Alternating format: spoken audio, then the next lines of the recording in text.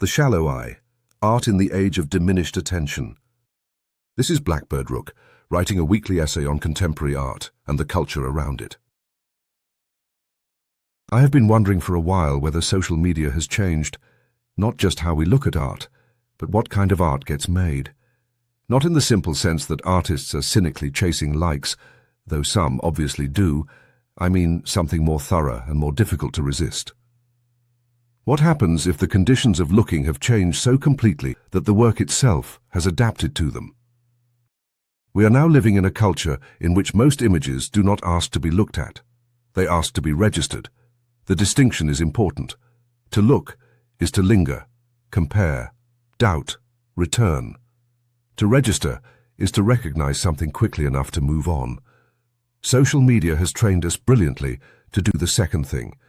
It has made us fast, alert, acquisitive, fluent in visual cues, and increasingly impatient with anything that does not yield at once.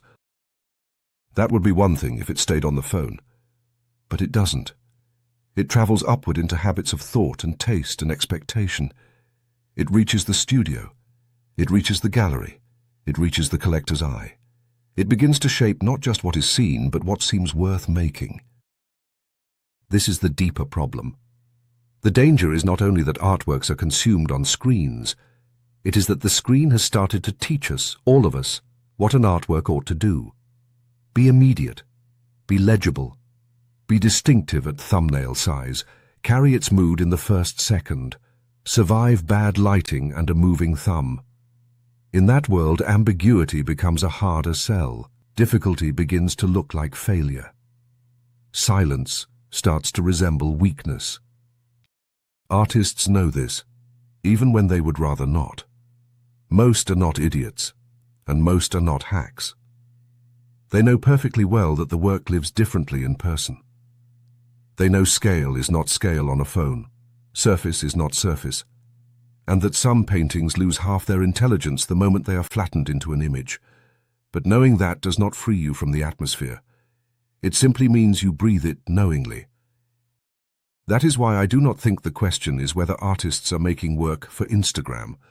That is too crude and lets everyone off too easily. The more interesting and unsettling question is what happens when artists form within a visual culture dominated by the logic of the feed. What happens when a whole generation comes of age, knowing that the first encounter with their work will almost certainly be digital, and that this encounter may determine almost everything that follows? Image first, experience later, if at all. Once that becomes normal, the consequences are not always dramatic. Often they are slight, almost trivial. A composition becomes cleaner because it reads better online. A palette brightens because muddy intelligence rarely survives reproduction. A work resolves itself a little too neatly. A painter becomes wary of materials that photograph badly. An object acquires a front because the camera needs one. None of this has to be cynical to be real. It can happen by osmosis, by repetition, by living too long inside a system that rewards immediate recognition and punishes slower forms of attention. You can see the results everywhere. Work that arrives pre-digested. Work that announces itself at once and then has nothing more to say. Work that is vivid, photogenic, emotionally branded. Work that survives beautifully as image and then, in the room, turns out to be oddly light. All surface, no pressure. Not bad exactly, just prematurely available. You understand it too quickly, and that is the end of your relationship with it. Of course, there is nothing new about art wanting to seduce. Painting has always known about allure. So has sculpture. So has every dealer worth their salt. The difference now is that seduction has been standardized. The image must not simply attract. It must perform instantly, under hostile conditions, among other images all clamoring at once. It must win a beauty contest conducted at speed. That changes things. It changes how artists edit themselves. It changes what collectors become accustomed to rewarding.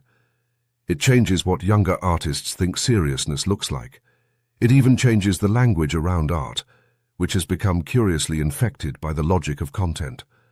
Work no longer has to endure or deepen or nag at the mind for years. It has to land. It has to circulate.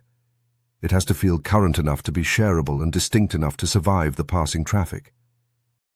And yet the best art still tends to ask for something the feed cannot provide.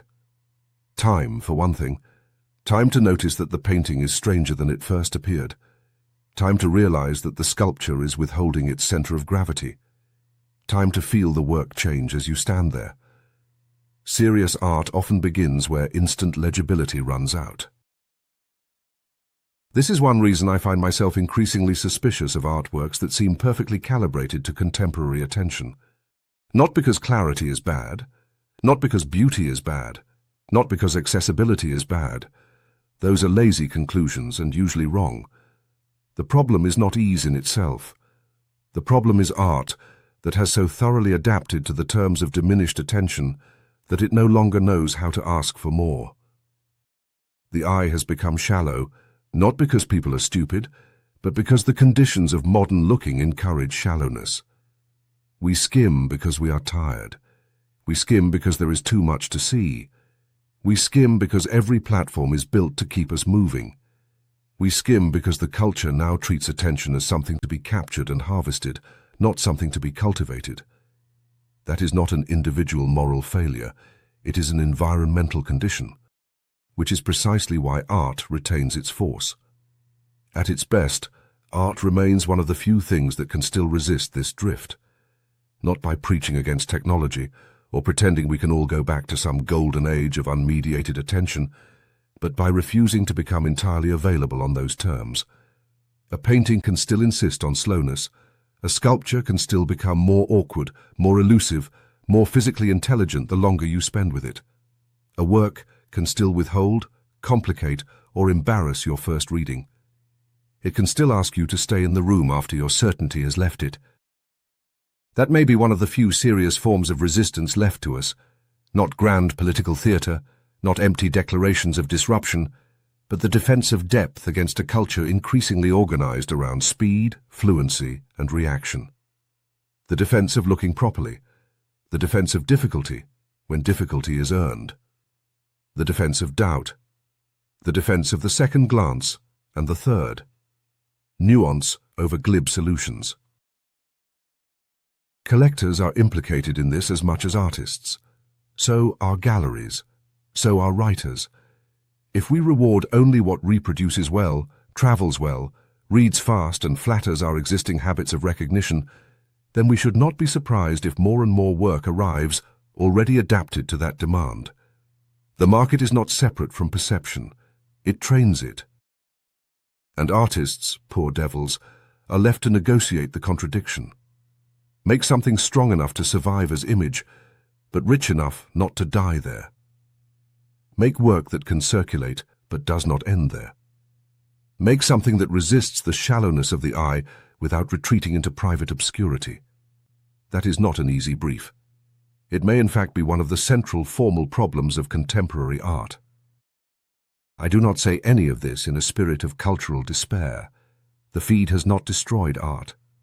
Plenty of artists still make difficult, sensual, evasive, materially intelligent work that exceeds the image and punishes lazy looking. Plenty of younger artists are perfectly alert to the trap. But the pressure is real, and pretending otherwise would be odd. The question is not whether images will continue to circulate like this. They will. The question is whether we still know how to recognize work that asks more of us than recognition. Because that, finally, is what is at stake. Not simply the fate of painting or sculpture or the gallery system, but the fate of attention itself. Whether we remain capable of encounters that do not instantly yield their meaning. Whether we can still bear the experience of not getting it at once. Whether we can still value art that deepens slowly rather than flashing us in the first second. A culture of diminished attention will always produce work that suits it. The challenge for artists, and for everyone else, is to go on making room for work that does not.